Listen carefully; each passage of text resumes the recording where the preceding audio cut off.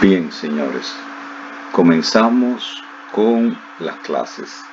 He estado esperando de la UAS algún tipo de respuesta, pero al parecer el proyecto UAS se ha retrasado debido a que básicamente muchos profesores ni siquiera tienen en su base de datos los estudiantes a los cuales tienen que enviarle eh, las clases porque no conformaron los grupos de WhatsApp. Acuérdense que hay muchos profesores que son de la vieja guardia o utilizan el método viejo.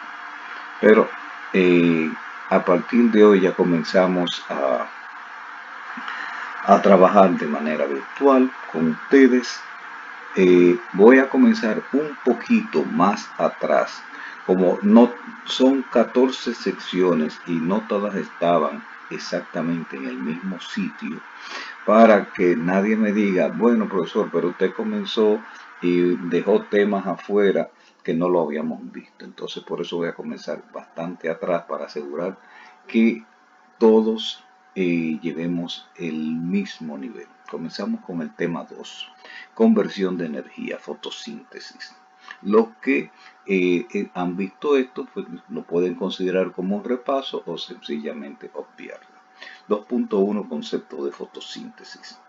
Tu cuerpo y el de todos los seres vivos está formado por moléculas basadas en carbono, siendo el dióxido o bióxido de carbono, donde di o bi significa 2. Del aire es la fuente principal de este. La incorporación directa de carbono del medio ambiente en moléculas carbonadas orgánicas, o sea, la conversión, como es la glucosa, cuya fórmula química es C6H12O6. Esto quiere decir que es un carbohidrato, un sacárido, un azúcar tipo hexosa. ¿Por qué hexosa? Porque de exo o hexa con X, que significa 6, porque esta molécula contiene 6 átomos de carbono, ¿ok? Requiere de energía.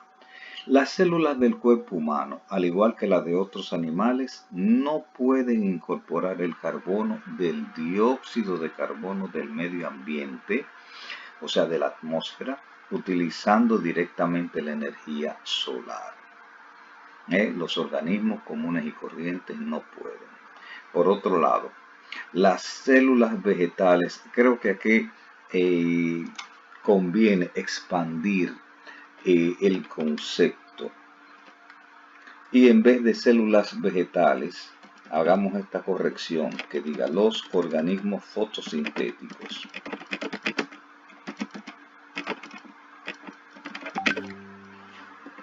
Sí lo hacen mediante un proceso denominado fotosíntesis. ¿Por qué organismos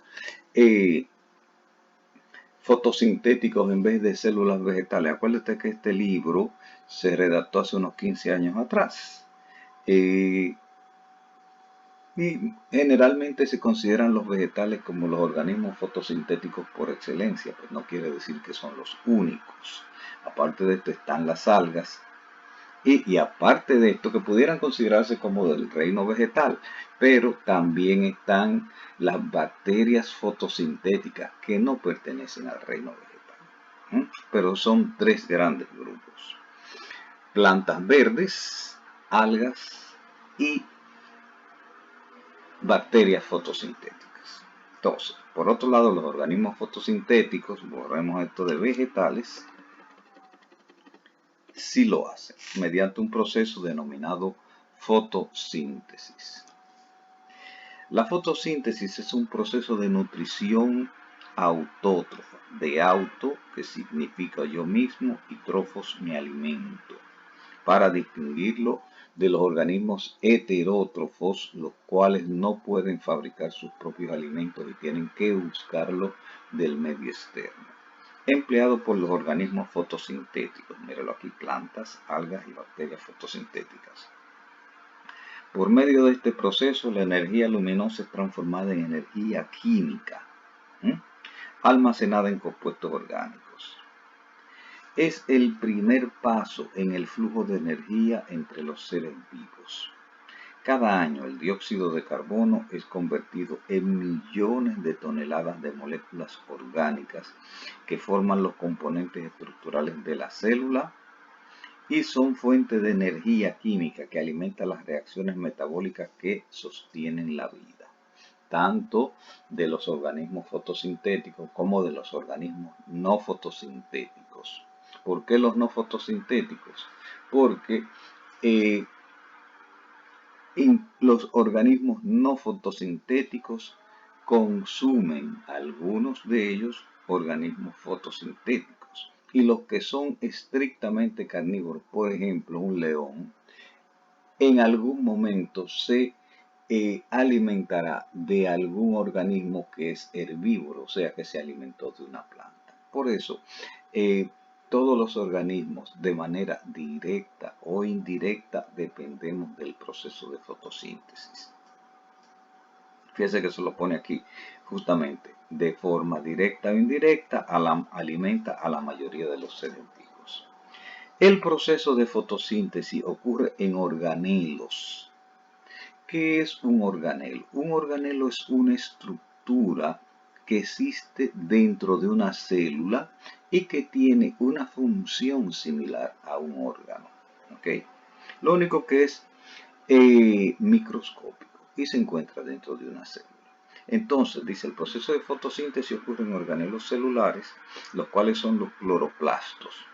¿Qué es un cloroplasto? Un plasto es un organelo celular, pero dentro de los plastos existen distintos tipos. Y uno de estos son los cloroplastos, de cloro que significa verde, o sea, plastos que son verdes. ¿Por qué verde? Porque contienen clorofila, que típicamente solo tienen unos pocos micrómetros o micras. La palabra micrómetro viene de micro, que significa millonésima, y metro, que es la unidad estándar de medida, o sea, una millonésima de un metro. Esto matemáticamente es igual a una milésima de milímetro. Acuérdese que un milímetro es la distancia, si usted coge una regla y mira las rayitas más chiquitas que tiene, la distancia entre una rayita chiquita y otra, eso es un milímetro. Si usted se puede imaginar que puede dividir ese espacio en 1000 y de esos 1000 espacios seleccionan solamente uno, eso es una micra o micrómetro, lo cual significa que es algo realmente muy pequeño. Sin embargo, este proceso tiene un profundo impacto en la atmósfera terrestre y el clima. Se estima que cada año más del 10% del total del dióxido de carbono atmosférico es convertido en carbohidratos por la acción de los organismos fotosintetizadores. Desgraciadamente, debería ser aún, esta cantidad debería ser aún mayor, porque lo que se está viendo es que no es la cantidad de dióxido de carbono que se está convirtiendo, no es lo suficiente y existe un desbalance en la actualidad, que es lo que está causando el cambio climático, porque no hay suficiente dióxido de carbono que es convertido, entonces hay un exceso de dióxido de carbono en la atmósfera y esta generación está sufriendo esta situación. Las generaciones pasadas ni siquiera conocían el concepto de cambio climático. Tenemos aquí la ecuación general del proceso de fotosíntesis.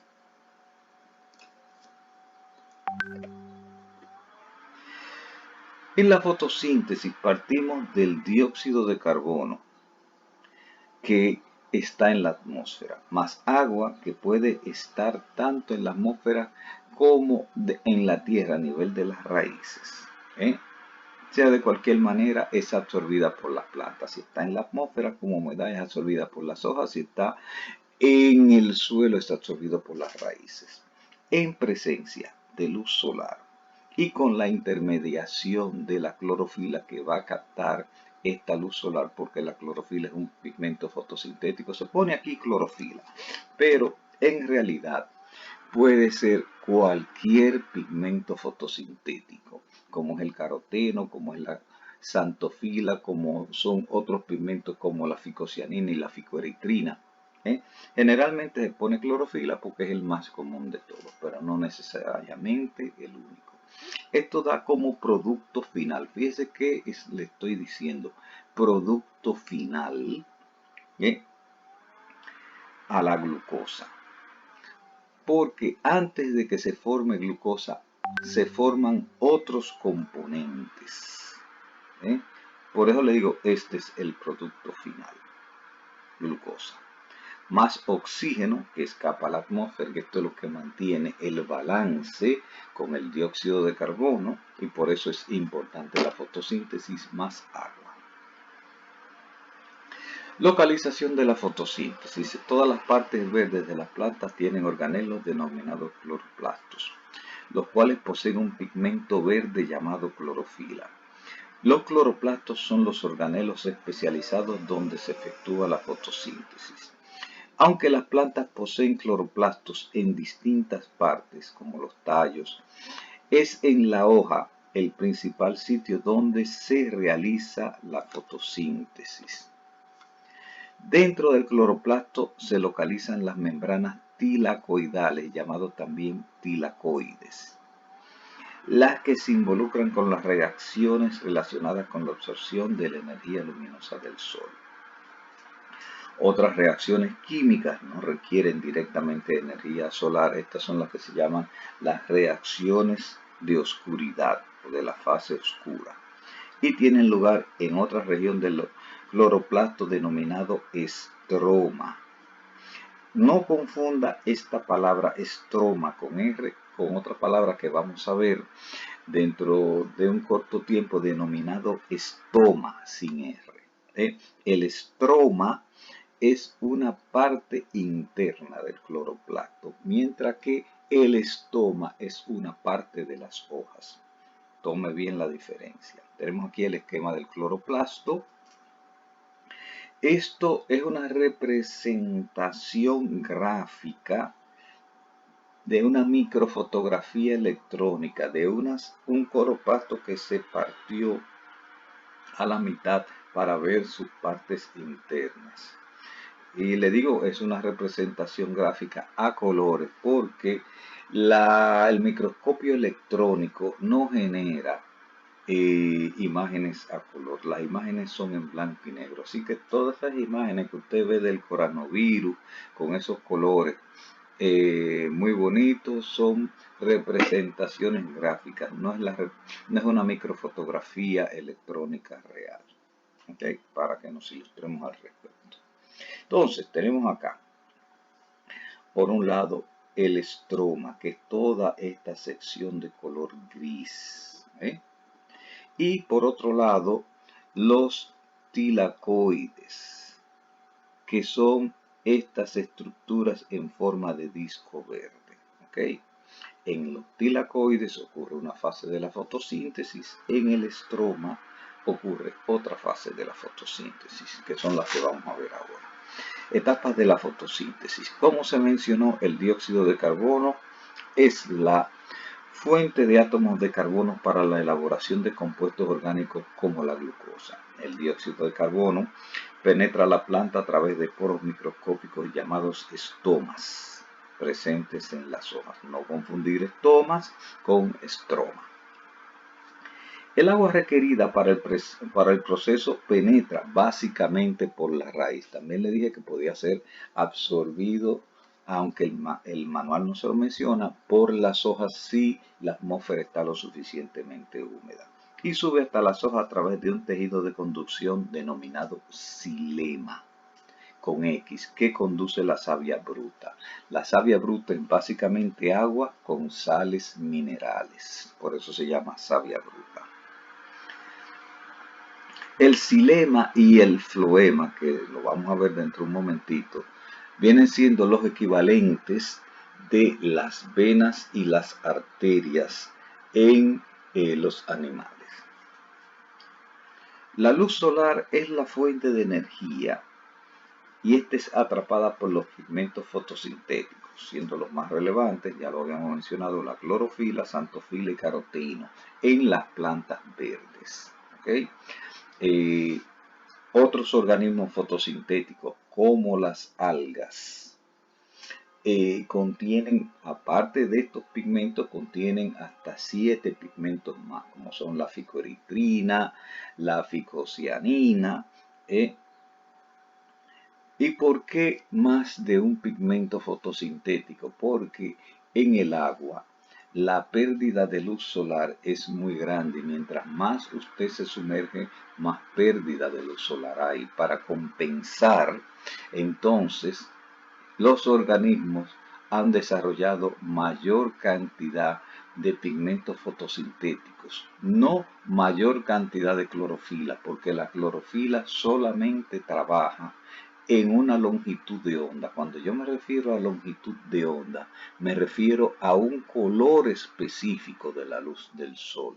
Acuérdese que la luz del sol está compuesta, aunque uno la ve blanca o tal vez hasta incolora, está compuesto de varios colores, y esto se hace evidente cuando llueve y usted ve un arco iris donde ve todos los colores de la luz del sol.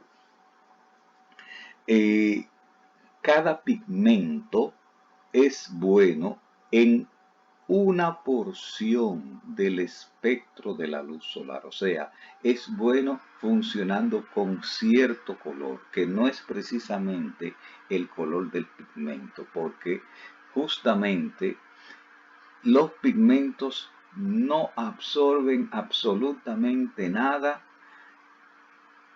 a la longitud de onda del color de pigmento. Me explico. Por ejemplo, la clorofila es verde y la absorción de la clorofila en luz verde es 0. La xantofila es amarilla y la absorción de la xantofila en luz amarilla es 0. Siempre trabajan en el color inverso de el pigmento. Entonces, la clorofila es ineficiente o nula en luz verde, pero es totalmente eficiente en luz azul. Para poner un ejemplo, que es el inverso del verde. Ok, en el proceso de fotosíntesis se han identificado dos fases. La primera es conocida como fase luminosa, ciclo de Hill. Esta fase se inicia cuando la clorofila y otros pigmentos fotosintéticos absorben luz y esta energía es transformada en ATP. ATP es adenosín trifosfato, que es una molécula energética.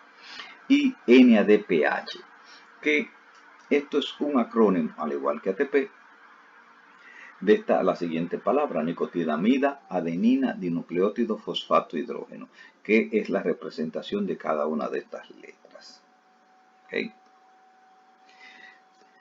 La luz solar produce la fotólisis, de foto, que significa luz, y lisis, que significa destrucción, o sea, destrucción en presencia de luz, que es la ruptura de la molécula de agua, liberándose sus átomos de oxígeno.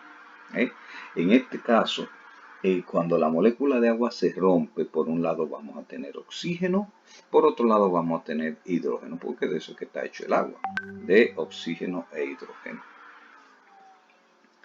Entonces, ¿qué pasa? El oxígeno va a escapar a la atmósfera, y ese es el gran aporte que hace la fotosíntesis al planeta Tierra, aun cuando este hidrógeno para los organismos fotosintéticos es un producto secundario.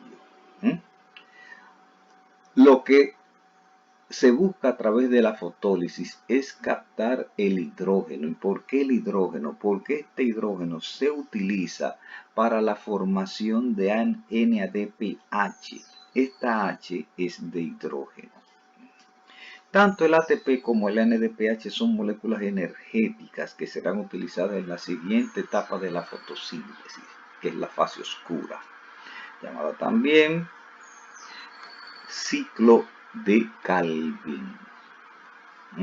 Ciclo de Calvin.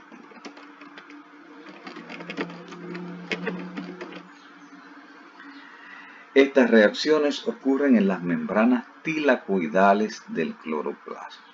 Pero ¿cuáles reacciones? Las reacciones de la fase de luz. Ahora pasamos a la segunda fase, que es llamada fase oscura o ciclo de Calvin. Porque fue un señor apellido Calvin que la descubrió. Las reacciones de esta etapa ocurren en el estroma del cloroplasto y pueden producirse en ausencia de luz. Una ocurre en los tilacoides, otra ocurre en el estroma. Aprendan a diferenciar esto porque son temas de examen. Estas se inician con la incorporación o aceptación del dióxido de carbono del aire para formar diferentes carbohidratos, el cual el producto final es la glucosa.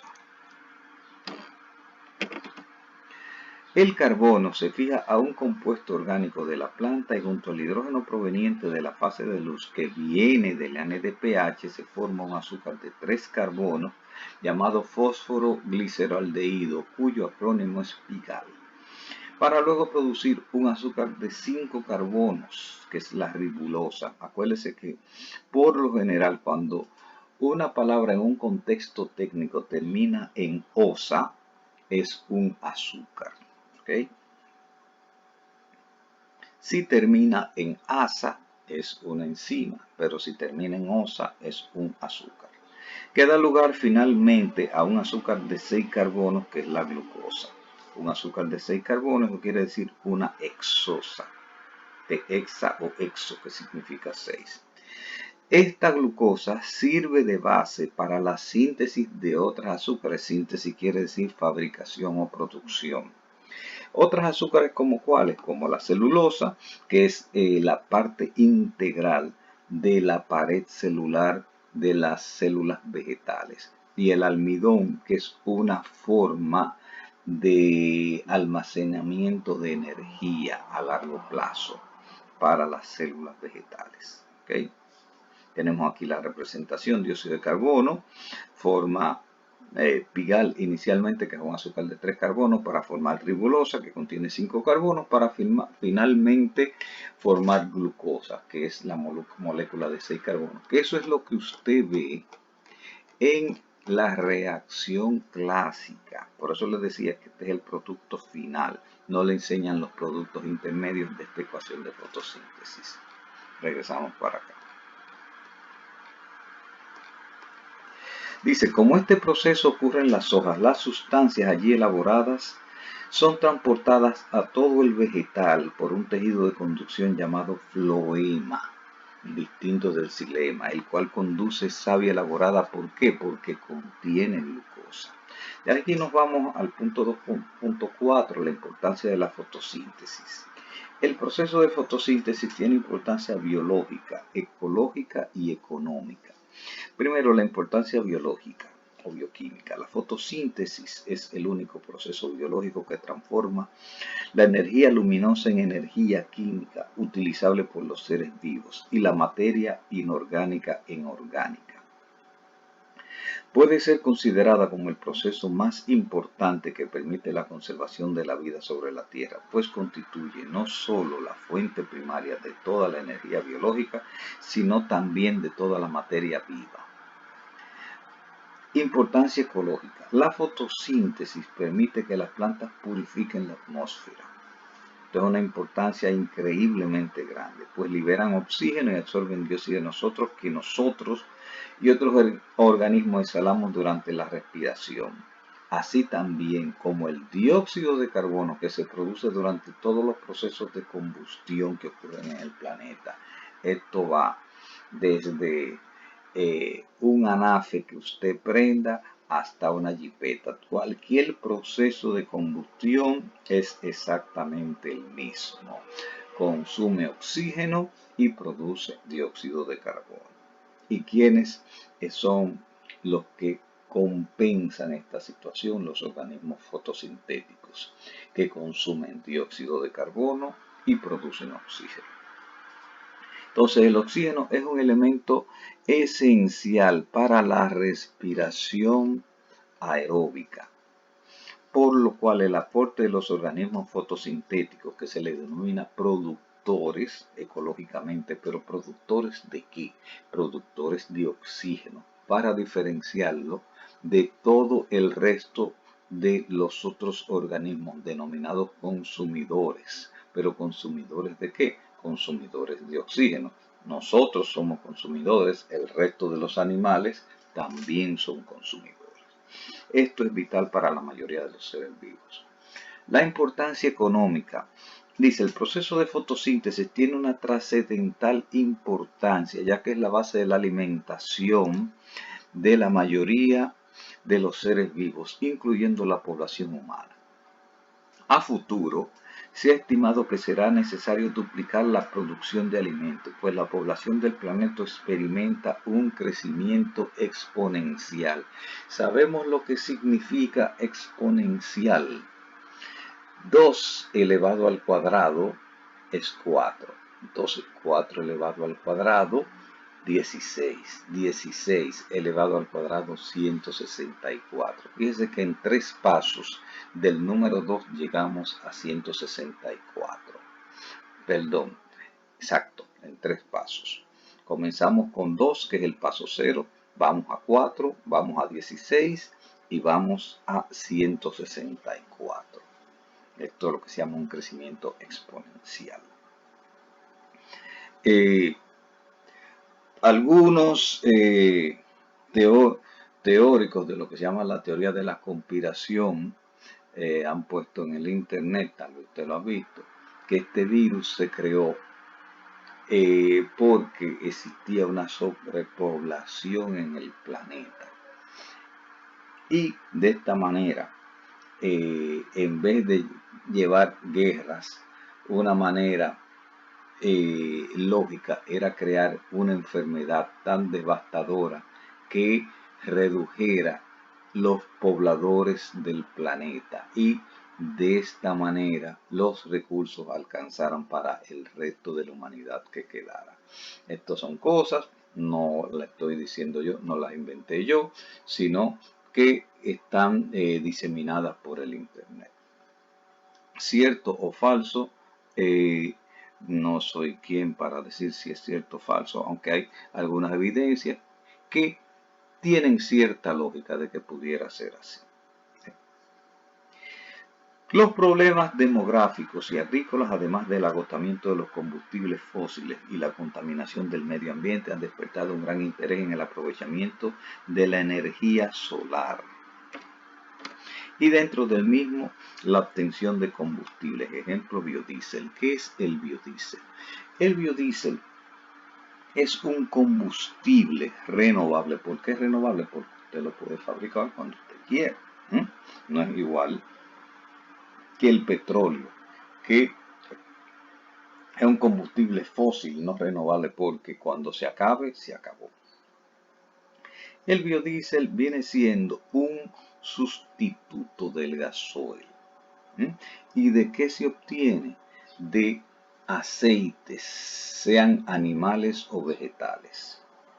Ese aceite por un proceso químico se modifica y se hace más fino, o sea, menos viscoso. ¿Por qué? Porque los motores de gasoil no pueden utilizar aceites vegetales ni animales en su estado natural, porque el motor se dañaría, porque el aceite es muy espeso y tranca una pieza de los motores de gasoil que se llaman inyectores, que vienen siendo como agujas, como si fueran jeringuillas. Como están espesos, cuando pasa por esa aguja se tapa y el motor puede dañarse irremediablemente. Por eso tiene que ser menos viscoso. Y el proceso de fabricación de biodiesel básicamente lo que implica es la conversión de un aceite vegetal o animal en un producto menos viscoso que se le llama biodiesel. Y eso se obtiene por modificación de la molécula de aceite utilizando un alcohol bien liviano como es el metanol. ¿Okay? Esto da como consecuencia la formación de este producto nuevo llamado biodiesel y la producción de un subproducto denominado glicerina, que era el alcohol original de los aceites animales o vegetales. Acuérdense que los aceites están formados de una mezcla de ácidos grasos más glicerina. La glicerina parece miel de abeja, es un alcohol. En realidad el nombre técnico es glicerol. Al usted eliminar el glicerol de la constitución química del aceite y sustituirlo por un alcohol extremadamente liviano que parece agua, que es el metanol, usted obtiene un producto que no existe en la naturaleza, que es el biodiesel, que sería un aceite extremadamente fino. Y ese aceite sí es compatible con los vehículos. Por otro lado, el bioetanol sería el sustituto de la gasolina y se obtiene por destilación de productos como la caña de azúcar. Es exactamente el mismo proceso de destilación que usted utiliza para producir ron comestible o whisky o coñac. Lo único que se utilizan más etapas de destilación porque etanol tiene que ser muy puro. Un ron lo que tiene es 35% de alcohol, mientras que el bioetanol tiene un 99.5 para que el carro pueda encender, porque con 35% es básicamente mucha agua, más agua que alcohol, que eso es lo que es el ron. Ok. Finalmente, un mejor conocimiento de los procesos implicados en la fotosíntesis, en la fijación biológica del nitrógeno, como los procesos condicionantes de la producción agrícola, permitirá un rendimiento mayor de los cultivos. Ok, vamos a dejarlo hasta acá y creo que esto sería la primera prueba. Luego de esto vamos a seguir enviando más clases comentadas.